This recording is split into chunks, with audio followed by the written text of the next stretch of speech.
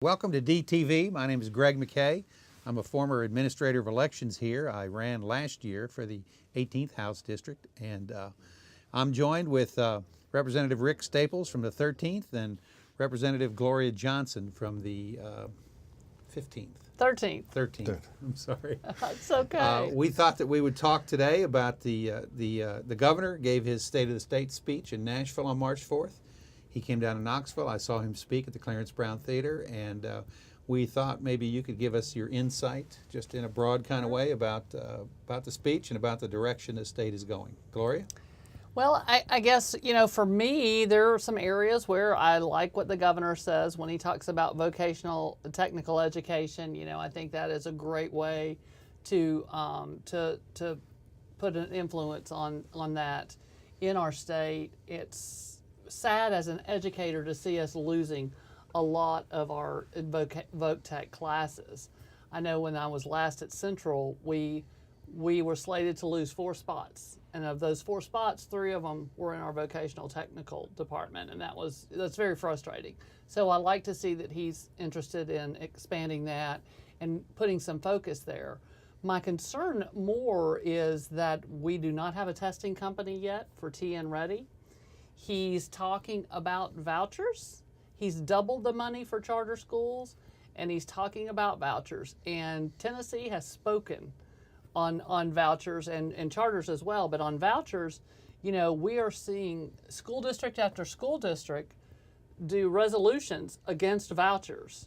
They are not supportive of it. Tennesseans are not supportive of it. If they want to call it educational savings accounts, they can, but it's still a voucher.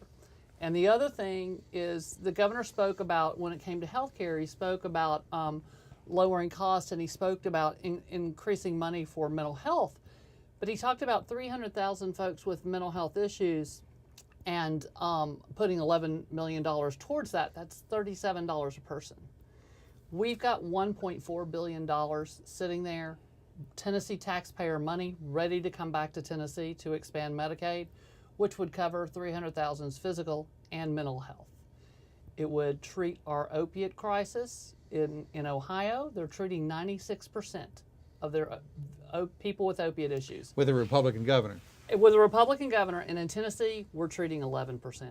With Medicaid expansion, they are treating 96% in Ohio. We can do better. Wow. Mr. Staples, what about your take on the situation? Well, there's always a situation up there every day. It just changes. So first and foremost, Gloria tied in some great spots as covering as far as education and this voucher fight that we're about to have. So I'll jump in and talk about criminal justice reform. It's refreshing that this governor is aware of the issues that we have to do with our judicial system and the impact it has on the poor and disenfranchised, especially African-American community. But understand, Democrats have been talking about criminal justice reform for 20 years. Every year, the Black Caucus has specifically had legislation that hasn't even made it out of the subcommittees. So we could have tackled that very early. Good to know it's there, but speaking to the points Gloria are making, this is time we start bringing up points and how things can be fine-tuned and adjusted. And make sure that some of these things don't go away, like the expungement piece is really great. But we'll have to fight to protect those, because now that it's in the hands of the House, we got to make sure some of those initiatives don't pass away. Speaking of mental health, he put $1 million towards suicide prevention, but there was only one piece of legislation that dealt with suicide that was a Democratic bill that we couldn't even get a high five on. And so we kind of were ahead of that. Democrats spoke out against that. We were able to pass a piece of legislation that recognizes teen suicide and suicide attempts is at crisis level. And then after that was passed, he made an announcement. His initiative put $1 million towards suicide prevention. That would have been a great time for he to reach across the aisles and respect that we had the wherewithal, much like always, to look at what ails the communities and what Tennesseans are dealing with, and act on legislation to kind of correct that. And I think to speak to that, I was trying to think, before coming on about what legislation has passed, what is really affecting Tennessee families, and what legislation has passed that folks really care about. And that was the only one, that really we see a lot of cleanup bills, but I'm just not seeing the legislation I'd like to see that benefits the average Tennessean, and like a problem we know in Knox County that we have, and looking to a solution to address it. Things like paid family leave, raising the wage, and certainly criminal justice reform. Representative Staples is right. You know, that's a direction where hopefully we're going to see some change. We're also working on some voter reforms as well that will benefit a whole lot of Tennesseans, but I'm not sure how much traction that's getting. Yeah. But when you look at things that really help families, the one bill I can look to so far is that suicide prevention bill. Well, that's unfortunately. You know, before the half hour slips away, I want to say that I'm glad the two of you were down there. I'm glad that both of you were stood up and are fighting the fight. I've supported both of you in the past, and I just can't imagine what it would be like, you know, without the two of you. So I respect all the work you're doing and appreciate it. That is something that's kind of dear to my heart, is voter reform. We do need to reform the antiquated absentee balloting system. We shouldn't even call it absentee balloting. It's by mail. Yeah. You should have the right to have a ballot mailed to your house if you want to do that. And there's a whole bunch of other things, security and voting machines and things like Right, that. yes. The whole system really is due for a reform, in my opinion. But And I don't know. We've had bills trying to do same day. I have a bill for Same-day same voter day voter registration, registration. There's Proven to increase some other turnout. folks have tried more automatic voter registration, where Yeah. it's more of an opt out than an opt in. That'd be fine. I like same day registration because to me, having a random day that you have to decide, I have 30 days before the election, I've got to decide I'm going to vote. Sometimes you hear something the day before the election that makes you say, I really need to go and cast my vote. I don't think that there should be a random day you should be registered before. Well, in And some in states states it's that do 15, it, in some states yeah. it's 21, in some states Well, it's ours 30. tried to increase it and they found out it wasn't legal. Yeah. And the thing about that is, in Minnesota, they have had for a long time, they've had same-day voter registration. North Carolina, and all they do is have a separate line for those folks. Those folks know they're going to have to wait a little bit longer. That's okay. If you made that decision late, you want to vote, no one should be deprived of making their vote. Now that we have computers, used to it when it was all paper and you had to check things out, now that we have computers, there's no reason not to Right. have same-day voter registration. Now, So we did kill a bill Yeah. that had to do with you having to register with a party in a primary. That was a pretty scary bill, but that died fortunately. Yes. We're always going to kind of be under attack as far as voter suppression. Right. But then I appreciate your comments for Representative Johnson and I. We are really up there working tirelessly, working really, really hard. I can tell. It's a unique type of battle, something's new. Is the bill review committees. That's where a lot of legislation is dying, and it's very difficult during this time period to make a bill review because committees are wide open, and sub and full committees, and we need the Democratic votes and we need the seconds and for someone to make a motion. But if you don't show for a bill review, 10 times out of 10, they're going to kill your bill. And so you either have a choice of knowing that a Democrat is coming up to be heard, to give them that motion and second and that vote that they need, and or do you go and have your bill, your good piece of legislation heard? And we've been working really hard since the beginning of the session to make sure we had good legislation. I Now, speaking think of being that- heard, my wife wanted me to ask you, you were refused the right to speak on a bill? Yes, absolutely. I heard it's gone national, the It's, news, it's all over the internet. You know, one thing that the speaker's done by trying to turn off people's mics on the floor, he tried to turn off Bo Mitchell and Mike Stewart's mic on the floor. That made national news. And then on Thursday, I had a timely filed resolution. Amendment. In their amendment. I had a timely filed amendment that would take the heartbeat bill legislation and it would make an exception in the case of rape and incest. There was just a case where a 28-year-old raped an 11-year-old and she became pregnant. And you know, not allowing, forcing an 11-year-old to carry her rapist baby is unacceptable to me. It's inhumane and unacceptable. Right. I had an amendment. It was timely filed. He called all the other amendments and stopped before mine. He called a recess, told leadership he wasn't going to call it, but he would allow me to speak either on the amendment or the other amendment or on the bill. He allowed me neither. I stood up holding up my hand for quite some time. And Gloria doesn't need any defense. Just making clear to people that are watching, we were not in support of the bill. We were just trying to get that amendment on. We, as a caucus, were against the bill, but we were trying to get that amendment to make sure that an argument was heard. So somebody like, hey, why are you trying to put an amendment on that bill? No, we were trying to get heard. That was a good amendment. We were not in support of the bill. We still would have voted against the bill, even if her amendment was on. Interesting, one of the press people asked me that afterwards. They said, well, if the amendment had gone on, would you have voted for the bill?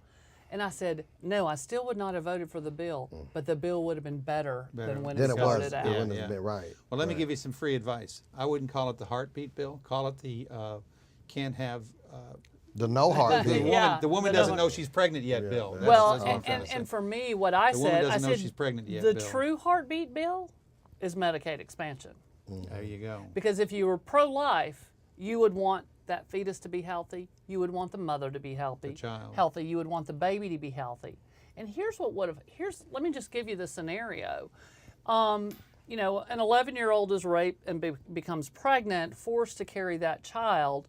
What are the chances that child is going to finish school? What is the chances? We know statistically, very unlikely that they finish high school, let alone finish college. Typically trapped in low-wage jobs for a lifetime. And then, so you're in this low-wage job because we haven't, they're not going to raise the wage at this point. And so we just voted on a bill. Say the mom can't afford the school lunch for the child. The same people who voted for this heartbeat bill just voted against a bill that would fund lunches for kids who to have healthy food choices. Yes. Okay, kids think better when they eat better, and they voted against kids who couldn't afford pay for their meals, for them not to get a lunch, or not to have that lunch provided, and so they're going to force people who aren't ready to carry their rapist baby. They're actually giving more rights to a violent rapist than they give to a woman, and for me, women aren't equal until women are able to have control over their own bodies. Men do. Women need control of their own bodies. We need to trust women. We know that they make difficult decisions when they have to and consider them deeply. But they should consider those decisions with their doctor and their family and their God. But other than that, the government should not be telling them how to make health decisions that goes or take against away lesser government You would principle. think the limited government people Yeah, would right. be You be on that, but they're not. Exactly. Right. But that reminds. How many women are in leadership now? In leadership? Yeah. Total in that is In the House, are there any Republican women in leadership? They've got a couple of chairmen. A couple of chairmen. Yeah, they've got a couple of chairwomen. Susan Lynn, Robin I didn't mean to Smith, put you on the spot. I'm sorry. Littleton. Very proud of Karen our Camper. leader. That's 4. I feel like I'm missing The Democrats have some. Yeah. Karen Camper. Yeah. So right now, but it's more leader. than 4. Yeah. I think. I was right thinking now, of the 4 off the top Republicans. of the Yeah, I mean just total period. You know, you have It's 3 3 or chairmen. 4, Yeah, 3 I'm thinking about, but you include Karen as being Weaver, minority. Lynn, Smith. Right, so that's 5. Yeah. So I had to stop and think about that, right? Yeah. That's a tough question to ask somebody on a Friday evening. It is, yeah. Thanks. I think I was making but the point it's- that there just aren't enough women You in know, leadership. No, it's not. It's not many, and a lot of what you see, several of the decisions I've seen so far, I'll go in those committees, and it's all men making a decision, and I'll take a picture to show women's- folks at home yeah. and say, these are all the voters, but you'll see women up there, but they're staff. They don't Yeah. have a vote. Yeah. And it's incredibly frustrating because we know with more women, there would be more collaborative legislation. Women tend to have more sponsors on their bills.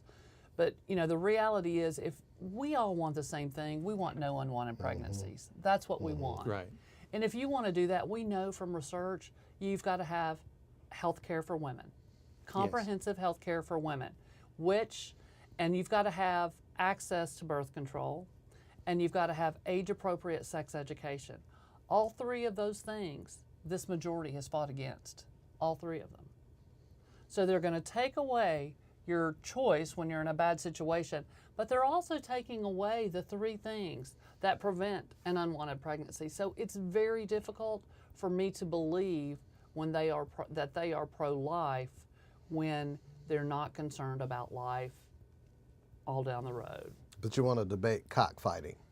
Literally, we went through a heartbeat bill, and the other big debate on television for people to see Tennessee was arguing over including cockfighting and animal abuse. Literally. That's When I was running, that was the thing that I ran into. People were tired of people just arguing about divisive issues that Right. really didn't affect their day-to-day life. No. They wanted things that, what are you going to do to help my children? What are you going to Yeah. do to help public education? What are you going to do to get better jobs around here? And all this divisiveness, these side issues, don't seem to be helping any. But careful with divisive and debate, because healthy debate is good. And Yeah, those floor debates, it needs to be healthy debate about Yes. the issues. And when Rick was talking about those bill reviews, I have a serious problem with these meetings, because bills are decided in these meetings that aren't public, that aren't live streamed. I believe we should be having. Why are they afraid? Oh, I didn't to realize they're have meeting the, in secret? Well, they don't really say it's in secret. They say it's public. I have never seen a public one schedule. bill review is the only one I know that includes local government. That's the only I've one. seen it's That's in a hearing room. Mm-hmm. But the rest of them. education's in a hearing room. So those are only two I know. The rest of them are in boardrooms. But they're not live streams. It I doesn't thought they matter were. where they Okay, are. so, No, They're not yeah. live streamed. no. No, I Because thought the that. I committee thought those hearings were. are live streamed, right? Right, and Yeah. so the lobbyists are there. General Okay. public doesn't know about these No, they meetings. don't. I'm not I saying didn't know they'd about get kicked out. Yeah. I Right, don't think we right. should have. What's wrong with us just learning about the bill, with the public just learning about the bill? I see we should be having long conversations about these bills. But now what people tune into when a bill goes to subcommittee, it's been decided in that already been pre-meeting. decided. And a lot of times you don't even ask questions about the bill. Because I think in my head, folks at home who are watching should know what we're talking about. They don't know what we're talking about because we don't ask questions about the bill because we've already talked about it. A lot of people miss the subcommittees. A lot of times people Yeah. tune in for the full committee. Right. But some of those bills just don't make it out of the subcommittee. They've changed the subcommittee structure so that bills won't make it out. Used to, for the last few years, we had one subcommittee that only had one Democrat. You have to get a motion and a second to have your bill even heard.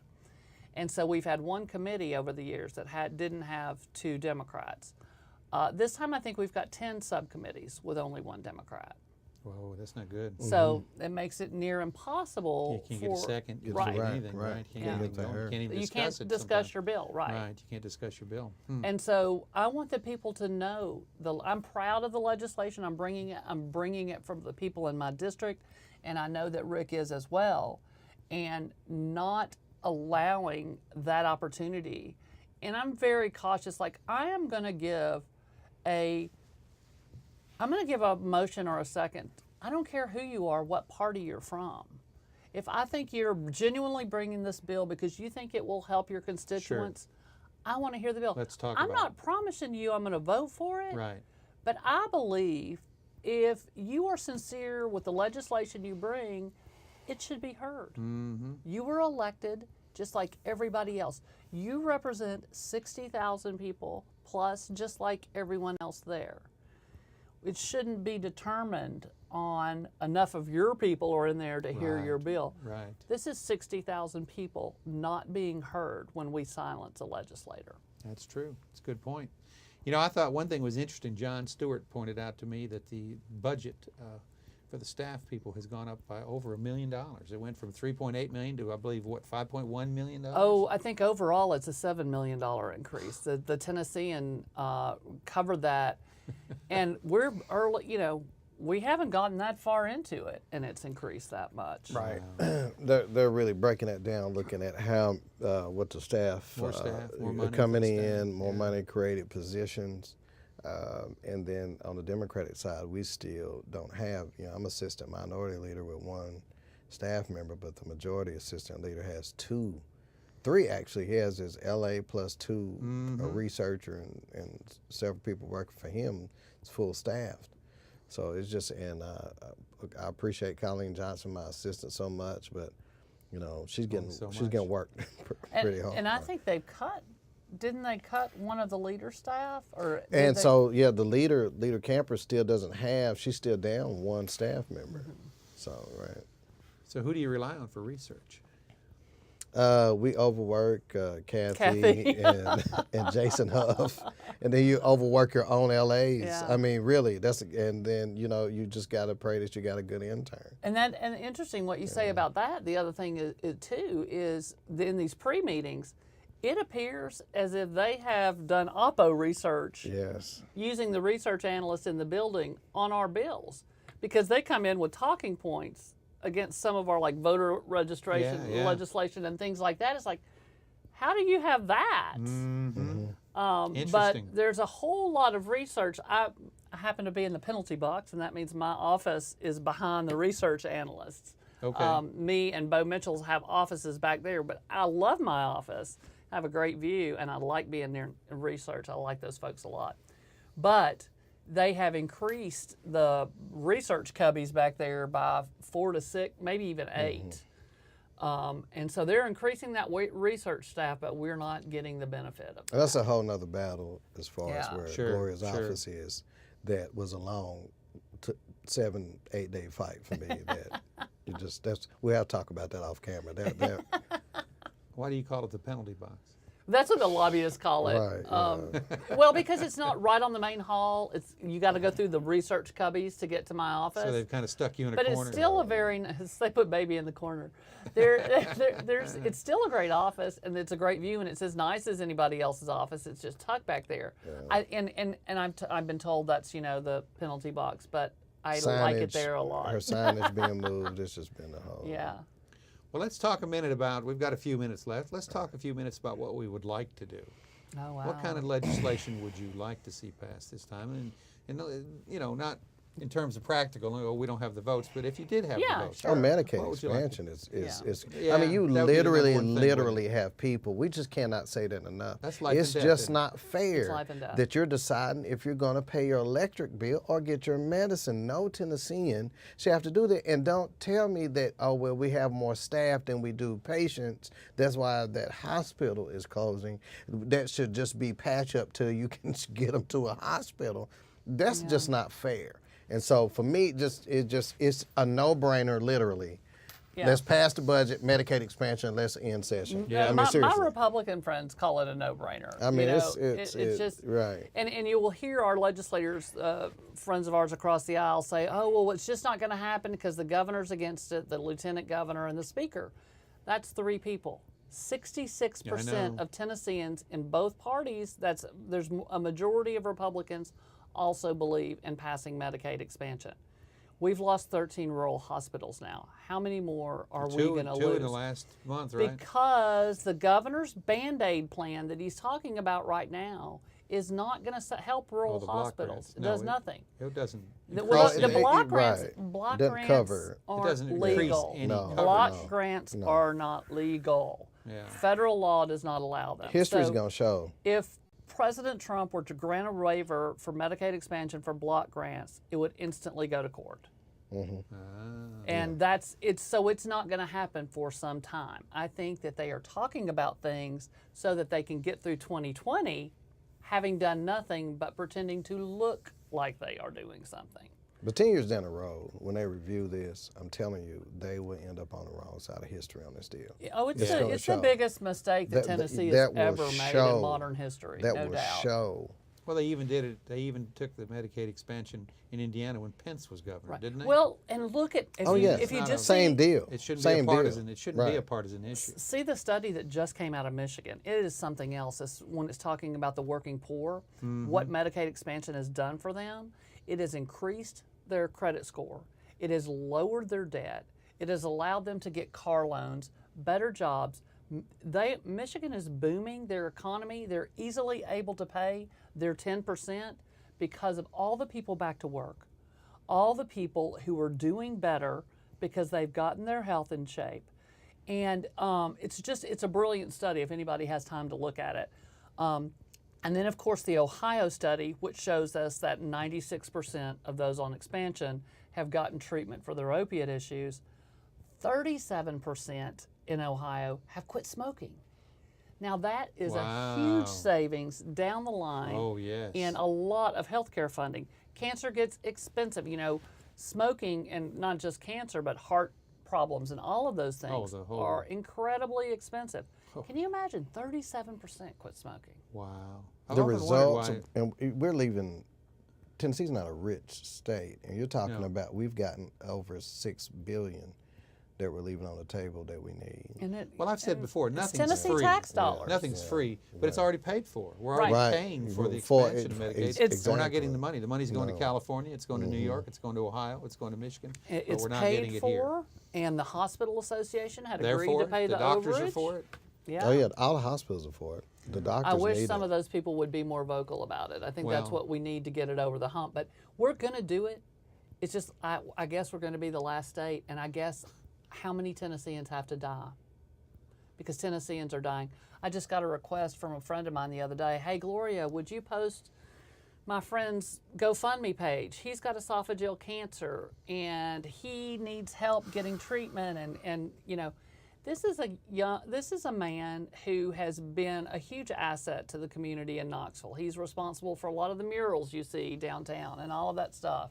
And he's got a GoFundMe to raise money to help No him get through Tennessean this should have cancer. to be in that type of situation when we're It's a shame. when we have dollars like that left on the table. It's Yeah. just it's hurtful. And where's your conscience when you think Mm-hmm. about that? Because here's the thing: somebody in your family, as a legislator, is being affected negatively by this. You have somebody that you're related to that's losing their life because you're taking a posture that really is not for the best interest of Tennessee. And economic, it's not just that it's morally wrong. For these folks who care about economics, it's economically a disaster. Right. You can't lose 200 jobs in a rural county, 200 good Good paying jobs. Hospital jobs. and think you're going to replace those anytime. I mean, those people are going to have to go somewhere else. Well, I'd say they're having trouble with industrial recruitment, too, if you get in a county that doesn't even have a hospital. Right. Well, and that's what happened with the West Tennessee mega site. Both hospitals were one of the first two or three to go. And so now there's no hospital within over an hour to that West Tennessee mega site. How do you recruit industry? Wow. You can't. Well, listen, we've got about a minute left. Is there anything else that you want to tell the probably thousands and millions of people that are watching tonight? I would like to tell them we'll be home to in get June. involved. June. I would tell them to get involved. Man, when you get a chance, live stream those committees on TV. Watch what is happening in Nashville because people don't do that. And I wish if you would see it, you might really want to get a lot more involved. Call your representatives, call your senators on legislation that you care about. Your voice is important, and you need to make your voice heard because good legislation for working families is only going to happen if they hear from you guys. And I got to push again, stay engaged with politics here locally. We have elections that are going on this year. Go out and vote. Your vote counts. I can't say it enough. Let's not have a low voter turnout for the city race this year. Vote. Commit to taking 5 people, or at least calling 5 people to make sure that they voted, and take somebody with you to the polls. This is the city council is the closest Coming up this governor. year. Yeah, That's right. to you. So go vote, stay engaged. All right, well, this is Greg Macka. We're going to sign off here. We're here today with Rick Staples and Gloria Johnson. We want to thank you very much. And keep listening to DTV. And like I said, get involved. Do something about it. Get off the couch and get involved. Thank you.